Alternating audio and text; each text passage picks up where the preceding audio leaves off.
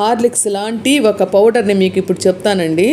ఇదేంటంటే రాగులు 1/2 కిలో, సజ్జలు 1/4 కిలో, జొన్నలు 1/4 కిలో, బాదం పప్పు ముఖ్యంగా 1/4 కిలో వేయాలండి. ఎందుకంటే ఇదే దీనికి మంచి మెయిన్ ఐటమ్ అనమాట.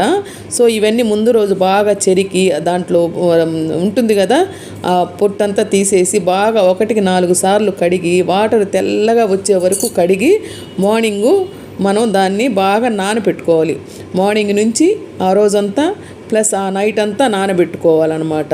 నానబెట్టుకున్న తర్వాత పక్క రోజు ఉదయాన్నే మనం దాన్ని తీసి ఈ విధంగా వడగట్టాలన్నమాట. వడగట్టి ఒక పల్చటి వైట్ క్లాత్ తీసుకొని గట్టిగా కట్టేసేయాలి.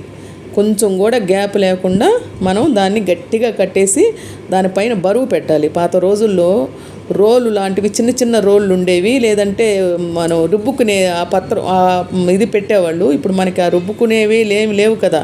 ఈ చిన్న బండలు పెట్టి మనం ఆ మొలకల్ని తెప్పించుకోవచ్చు. ఆ మొలకలు వచ్చిన తర్వాతనే దాంట్లో ఉండే ఇది మనకి సి విటమిన్ అనేది ఉత్పత్తి అవుతుంది అనమాట. ఎందుకంటే ఆ మొలకల్లోనే టేస్ట్ అనమాట. సో ఈ విధంగా మనం గట్టిగా కట్టిన తర్వాత పక్క రోజు ఓపెన్ చేస్తాము. చూడండి అసలు ఆ దారాల్లాగా ఆ మొలకలు ఎట్లా కనపడుతున్నాయో చూడండి. చూసారు కదా. దీన్ని మనము ఒక పళ్ళెంలో వేసుకొని ఆరబెట్టి ఒక మంచి ఎండలో కూడా ఎండబెట్టాలి. ఈ సమయంలో మనం ఏం చేయాలంటే 1/4 కేజీ బాదం పప్పుని బాణలిలో లైట్గా వేయించుకోవాలండి. అది నేను మిస్ అయిపోయింది ఆ వీడియో. అంటే నేను హడావుల్లో ఉండడం వల్ల అది మిస్ అయిపోయింది. బాదం పప్పుని లైట్గా బాణలిలో వేయించుకోవాలి. లేకపోతే ఏమవుతుందంటే మనం అక్కడ మిషన్లో ఇచ్చినప్పుడు పిండి మిషన్లో ఇచ్చినప్పుడు ఆ బాదం పప్పు ఆ వీల్స్కి అంటుకోపోద్దంట. సో అందువల్ల మనం దాన్ని లైట్గా ఫ్రై చేసుకోవాలి, లైట్గా వేయించుకోవాలి. ఇది ఇట్లాగే.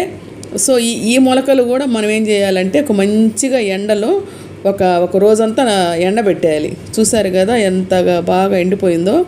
ఎండిపోయినా సరే దీన్ని కూడా మనం లైట్గా ఫ్రై చేసుకోవాలి. ఆ మొలకలు పోకుండా ఫ్రై చేసుకొని ఇప్పుడు ఆ ఇలాచీలు మీకు ఇష్టాన్ని బట్టి ఇలాచీలు, బాదం పప్పు ఇవన్నీ మరబట్టించేసి డైరెక్ట్గా మనం దీన్ని వేడి పాలల్లో వేసుకొని తాగితే మంచి బలమైన ఆహారం.